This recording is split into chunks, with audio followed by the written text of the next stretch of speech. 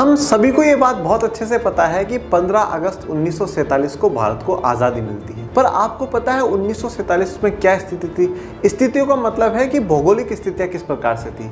तो अगर 1947 से पहले हम लोग बात करें तो भारत को दो भागों में बांट करके देखा जाता है। एक ब्रिटिश इंडिया जहाँ पे पूरा कंट्रोल ब्रिटिशर्स का हुआ करता था, और दूसरी तरफ था रजवाड़े या प्रिंसली स्टेट जहाँ पर कंट्रोल ब्रिटिशर्स का था, पर कुछ जो आंतरिक कार्य हैं, जो राज्यों के कुछ कार्य हैं, वो राजा महाराजा देखा करते थे। तो इस ब्रिटिश इंडिया में से तो पाकिस्तान बना दिया गया, दो पाकिस्तान को सीमा क्षेत्र दे दिए गए और बाकी शेष इलाका भारत का। और जो रजवाड़े थे प्रिंसली स्टेट से, उनका क्या हुआ बच्चों? प्रिंसली स्टेट रजवाड़े 565 टोटल रजवाड़े थे, और उन रजवाड़ों को कहा गया कि आपकी इच्छा है, आप भारत में शामिल होना चाहते हैं भारत में शामिल हो जाइए, पाकिस्तान में शामिल होना चाहते हैं पाकिस्तान में, और स्वतंत्र रहना चाहते हैं तो स्वतंत्र। ऐसा अनाउंसमेंट करने के बाद ब्रिटिश सरकार के ये अनाउंसमेंट के बाद भारत का जो एक सपना होता है, विशाल भारत बनाने का सपना, जो सपना होता है पूरे देश में लोकतंत्र लागू करने का सपना, वो सपना थोड़ा सा धूमिल हो जाता है। और इसलिए भारत सरकार बस लग जाती है रजवाड़ों को भारत में विलय करने के लिए, और ये जिम्मेदारी सौंपी जाती है द ग्रेट सरदार वल्लभ भाई पटेल जी को।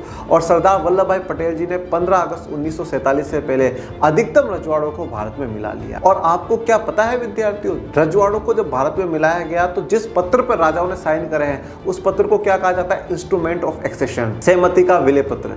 और इसी के साथ अधिकतम रजवाड़े भारत में मिल जाते हैं, पर जम्मू कश्मीर, जूनागढ़, मणिपुर, हैदराबाद, इन रजवाड़ों को थोड़ी सी मिलाने में समस्या होती है। पर आज़ादी के कुछ समय बाद ये रजवाड़े भी भारत में शामिल हो जाते हैं, और आज का मौजूदा भारत का मानचित्र हमें देखने को मिलता है। और इसका श्रेय जाता है सरदार वल्लभ भाई पटेल जी को, द ग्रेट सरदार वल्लभ भाई पटेल जी को, जिनके जन्म दिवस पर हर 31 अक्टूबर को हम लोग राष्ट्रीय एकता दिवस मनाते हैं। अब आप मुझे कमेंट सेक्शन में बताइएगा, सरदार वल्लभ भाई पटेल जी की जो सबसे बड़ी मूर्ति है वो कहाँ पर है? धन्यवाद।